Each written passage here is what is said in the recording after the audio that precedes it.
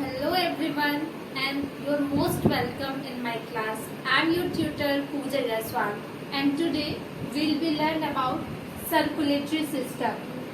So let's begin with the circulatory system. Circulatory system, the system that moves blood throughout the body is called circulatory system. So let's start circulatory system. Circulatory system is composed of heart and blood vascular system. Blood vascular system is consist of blood vessels. Blood is the most commonly used body fluid by most of the higher organism including human for transportation purpose. Blood transport food, oxygen and waste material in our body. So for the pumping of blood there is a need of pumping organ, that is our heart. So heart is the pumping organ in our body that is used for transportation purpose. Okay. Let's begin with the vessels. Blood vessels. Blood vessels are made of two types. Main type of blood vessels. First is arteries and second is veins. Okay. Arteries that is start from A, so we can think here A for artery and A for away. That is something taken away. Arteries are the blood vessels that take blood away from the heart. If the blood that is going away from the heart, it means it is if it is deoxygenated, then it will move towards the lung, and if it is oxygenated, then it will move to the rest of the body part. So arteries is the blood vessel that take blood away from the heart. And now veins. Veins are the blood vessel that takes blood towards the heart. If artery for A and veins are the blood vessels that take blood towards the heart. If blood is oxygenated, then it will come from the lung toward the heart. And if blood is deoxygenated, then it will come from the rest of the body part towards the heart. The main part of our circulatory system is the heart. So let's begin with the heart. Heart is a pumping organ that pumps blood throughout our body. Okay. So heart, the size of heart is as big as our fist. Okay. And heart doesn't teach us to love.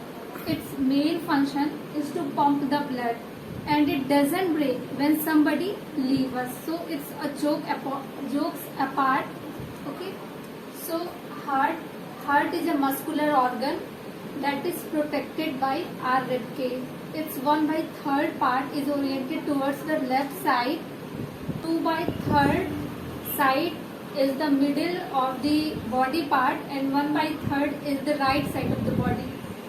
Okay. Heart has 4 chambers.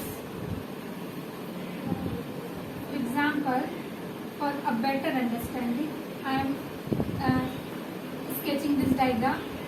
Heart has 4 chambers. First is this part of heart is right. This is right, and this is the left side of the heart.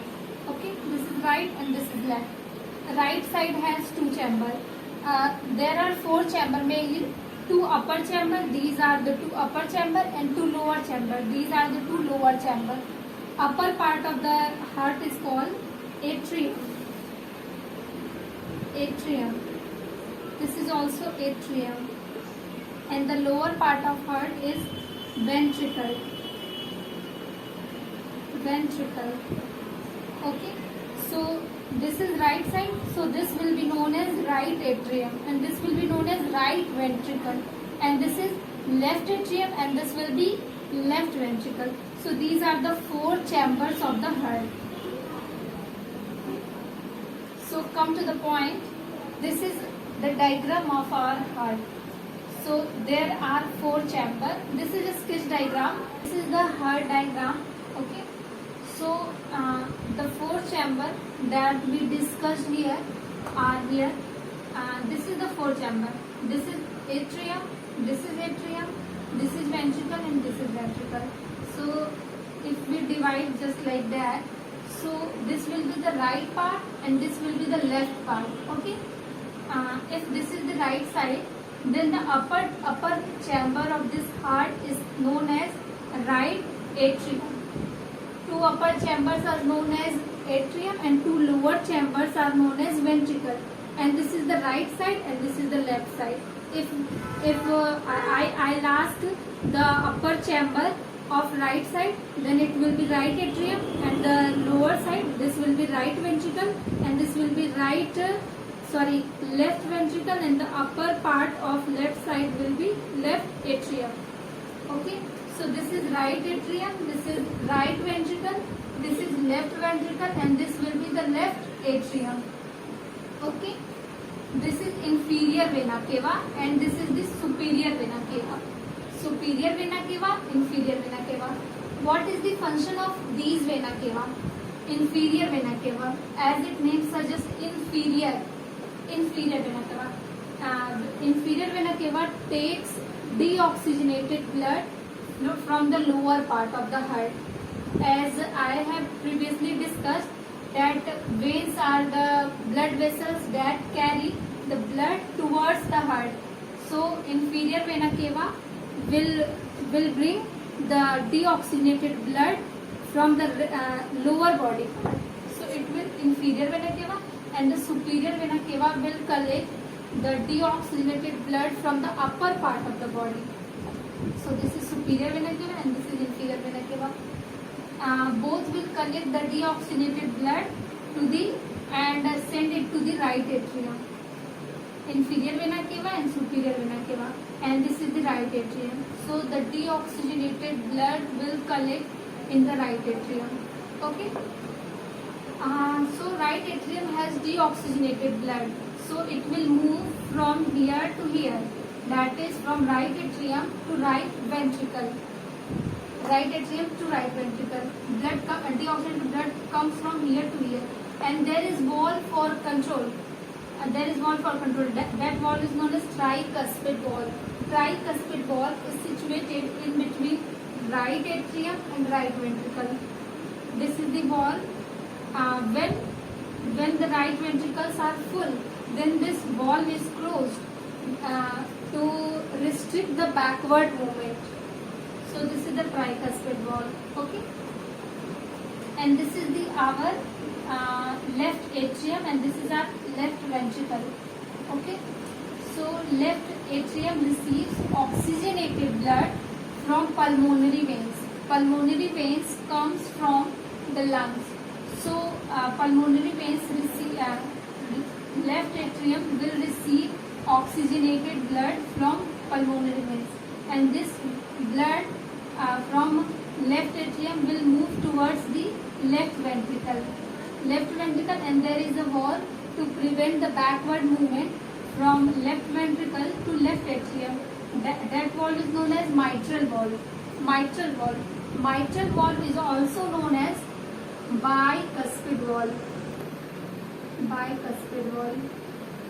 So you will never forget, because left in Hindi is known as baya, B for baya and B for bicuspid. So if it is bicuspid wall, then the other wall is definitely will known as tricuspid wall. So bicuspid wall is here. The blood that is collected from left atrium to the left ventricle. Left ventricle has oxygenated blood, so it will move through the semilunar wall, that is aortic wall, through the aorta. This is the aorta here, and also the aortic arch. And this is oxygenated blood, so it will move throughout our body. Okay, and there is the semilunar wall to prevent the backward movement from left ventricle to the aorta. Okay, and the deoxygenated blood that is collected in right ventricle will move towards the pulmonary artery through the pulmonary wall. Pulmonary wall is also known as semilunar wall. So for a better understanding, I am sketching a diagram here. This is the right atrium. This is the left atrium. This is right ventricle. This is the left ventricle. Left side has oxygenated blood and right side has deoxygenated blood. And the wall that is situated here, that is from right atrium to right ventricle, is tricuspid wall. Tricuspid wall. And the wall that is situated in between left atrium to left ventricle is bicuspid wall. Bicuspid wall. Okay. The right atrium receives blood from inferior vena cava and superior vena cava, that is deoxygenated, and it will move from right ventricle and it will move towards the right ventricle, and right ventricle has deoxygenated blood, so it will move towards the lung through the pulmonary artery with the help of pulmonary valve, and it will be oxygenated then from the lung, and then left atrium receive oxygenated blood from the pulmonary veins, and this oxygenated blood from left atrium get received by the left ventricle through the bicuspid wall, and the left ventricle transfers or shifts its oxygenated blood through the aortic wall into the aorta, and aorta will transfer this oxygenated blood throughout our body part. Okay, so this is the mechanism or the basic structure about heart. So our heart is protected by a layer, that is pericardium. Pericardium supports in maintaining the structure of heart, and it will resist the frictions in between heart and other parts of the body. So it was all about the circulatory system and heart, and I hope you will have a better understanding. Thank you so much.